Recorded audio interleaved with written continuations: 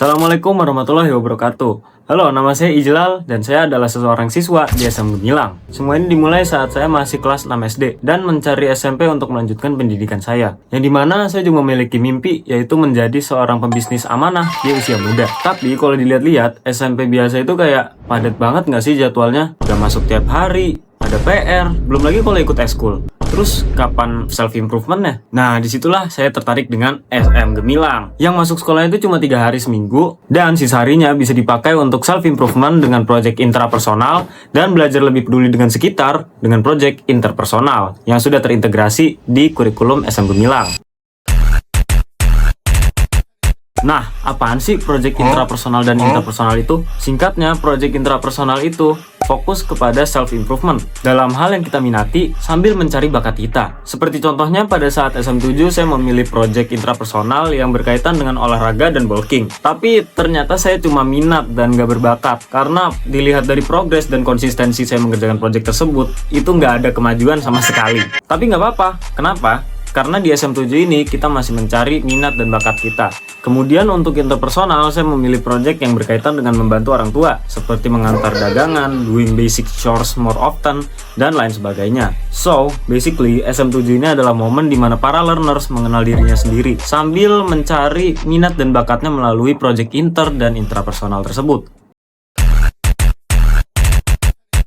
Oke, SM8. Masih ada project intra dan interpersonal, dan saya mulai suka ngedit-ngedit video sebagai hobi saya. Dan akhirnya saya pun kepikiran, kenapa nggak jadiin hobi ngedit-ngedit ini sebagai project intrapersonal? Toh bisa ngerjainnya tanpa beban dan bisa enjoy ngerjainnya. Dan bener, projectnya mulus berjalannya. Karena secara nggak langsung sekolah itu kayak nge-support hobi dan minat kita. Selain dua project itu tadi, yang dimana ada intrapersonal dan interpersonal, di SM8 ini juga ada project internship atau magang lah istilahnya, yang dimulai dari membuat resume, mengirim resume melalui email menuju HRD, dan mengikuti interview dengan HRD-nya langsung. Yang dimana angkatan kami ini kebagian magang di toko Trubus ya. Minggu pertama kami kedapatan magang di divisi toko yang banyak berkegiatan seperti menyiram tanaman, mencabut gulma, merapikan produk display, menyapu toko, dan sebagainya. Kemudian minggu kedua kami pindah ke divisi gudang. Nah, di divisi gudang ini sedikit lebih santai ya karena nggak terlalu banyak panas-panasan. Di divisi gudang sendiri saya mendapatkan tugas seperti packing pupuk dan ikut ekspedisi ke Trubus Pantai Indah Kapuk. Dan setelah kurang lebih magang 2 minggu, saya melakukan presentasi di depan HRD, direktur toko Trubus, orang tua, coaches dan learners untuk membagikan apa saja yang saya dapatkan setelah melakukan project internship ini. Seperti yang saya bilang tadi di SM8, ada project yang namanya internship, yang dimana kita itu kerja di dalam perusahaan atau bisnis orang lain. Dan saya pun teringat kembali terhadap mimpi saya, yaitu menjadi seorang pembisnis sukses di usia muda. Yang dimana semangat saya meningkat lagi di SM9 ini. Dan kebetulan di SM9 ini ada project yang namanya entrepreneurship, yaitu belajar membangun bisnis sendiri mulai dari nol. Dan saat awal mulai project ini, saya pun langsung semangat dong. Karena ya, dimana lagi sekolah yang support mimpinya ya kan? Oh iya, gimana kalau kita flashback dikit ke SM8? Kan saya seneng banget ya ngedit pakai laptop. Lebih spesifiknya video sinematik game Roblox gitu. Di saat itu alhamdulillah dapat upgrade ke PC atau komputer yang lebih memadai. Terus kepikiran lah buat buka jasa sinematik. Karena saya lihat di sosmed tuh banyak banget yang buka jasa sinematik dan peminatnya juga nggak kalah banyak. Dan disinilah langkah awal saya memulai bisnis digital saya di project entrepreneurship.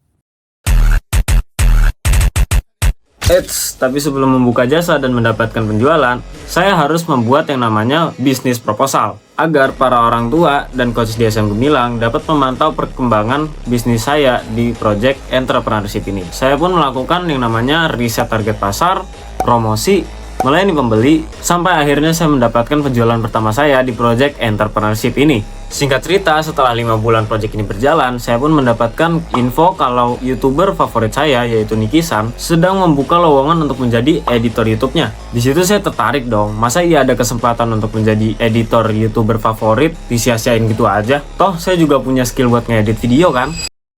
Tapi ada satu kriteria yang gak sesuai sama diri saya, yaitu umur. Minimum umur yang diperlukan itu adalah 16 tahun. Sedangkan pada saat itu saya masih 15 tahun.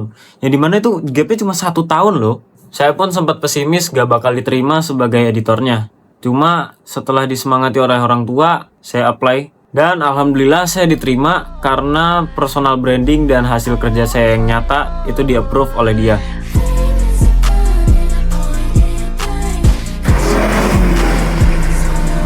Dan singkat cerita, saya udah ngasihin kurang lebih 10 juta di project ini sebelum SMA. Yang dimana ini adalah suatu pencapaian terbesar dalam hidup saya, karena sebagai siswa SMP mendapatkan 10 juta pertama dari hasil keringat sendiri itu tidak mudah. Tentu saja saya ingin berterima kasih yang sebesar-besarnya kepada orang-orang yang telah mensupport saya dari nol, dan tidak lupa juga saya bersyukur kepada Allah Subhanahu wa Ta'ala, karena tanpanya saya nggak yakin bakal bisa ada di titik ini. Mungkin itu saja yang dapat saya ceritakan pada kesempatan kali ini. Terima kasih banyak. Wassalamualaikum warahmatullahi wabarakatuh.